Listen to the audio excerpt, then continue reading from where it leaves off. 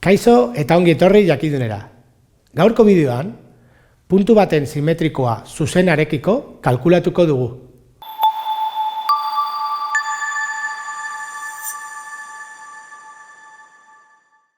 Ariketa honetan, puntu honen simetrikoa zuzenarekiko kalkulatu behar dugu.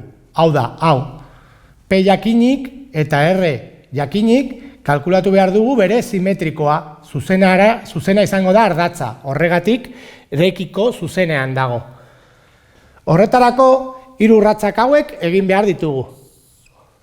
Lehenengoa, planoaren ekuazioa atera behar dugu, zuzena honekiko, R zuzenarekiko perpendikularra izan da, eta P-tik igaro.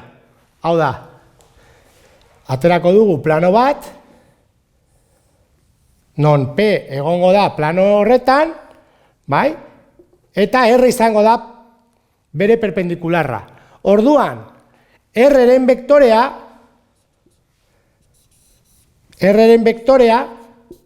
izango da planoaren vektorea, haren asoziatua, perpendikularra dela.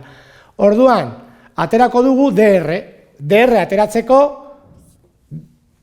era jarraituan dagoenez, zatitzaileak dira. Kontuz honekin, ez badago ezer, bat da. 0 izatekotan, 0 bat egongo dela hemen, zati 0. Orduan, vektorearen koordenatuak dira bat, eta -2. Kontuz honekin, 0 jartzen badituzue, ja, akabo. Orduan, hau da izango da gure vektorea, eta planoaren ekuazioa denez, AX gehi BI, gehi CZ gehi D berdin 0, A, B, C izango dira vektorearen komponenteak. Orduan dauzkagu X gehi ken B, Z gehi D berdin 0. Nola kalkula dezakegu D? Plano honetan dakizkigu P puntua dakigu dagoen. Orduan, ordezkatuko ditugu, bat, gehi 0, -B, bider -1, kontuz minusekin, bai? Eta horrela aterako dugu D. Bat, gehi, bi, 3, beste alderantz pasatuz, -3. Eta orduan, planoaren ekuazioa izango da, X gehi I ken BZ, -3. Hori izango da lehenengo urratsa. Bigarren urratsa da, ebaki puntu hau, plano eta zuzenaren arteko ebaki puntua kalkulatzea.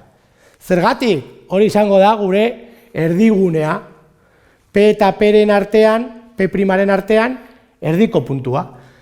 Horretarako, zuzena hobe da parametrikotan jartzea. Orduan, zuzena idatziko dugu parametrikotan, hau da, X, Y eta Z bakanduta. Horrela esatzen da, puntua, 5 da, eta gehi vektorea, landarekin adibidez, parametro batekin. Vektorea da bat. Gauza bera irekin, hemen ez dago kenketa, orduan koordenatua izango da 0. Bai, ez da beharrezkoa jartzea. 0 gehi landa, edo landa bakarrik. Eta hemen, -B, kontuz, bale? -B izango da puntua, kenketa egiten delako, eta hemen, -B landa. Behin, horrela jarrita, sartuko dugu parametriko hauek hemen, eta aterako dugu landa. Orduan, X izango da, bai, hemen, 5 gehi landa, hemen bakarrik landa, iren ordez, eta hemen kontuz, -B, Z, -B landa, hori da. Bai, eta gero, ezagaztu D, -3 berdin 0. Horrela, orain, kalkulatuko dugu landa, ordezkatuko dugu hemen, eta Q puntua, ebaki puntua, kalkulatuko dugu. 5 gehi 2 landa, gehi lau, kontuz minusekin, gehi lau landa, -3 berdin 0. Lau gehi 2, 6 landa, eta gero bederatzi, -3, 6, beste alderaz, -6, eta orduan landa izango da, -1. Orain, ona, pasatu landa hori, eta Q puntua, ebaki puntua izango da. Lau, -1, eta hemen, -B, 0. Lau, -1, 0.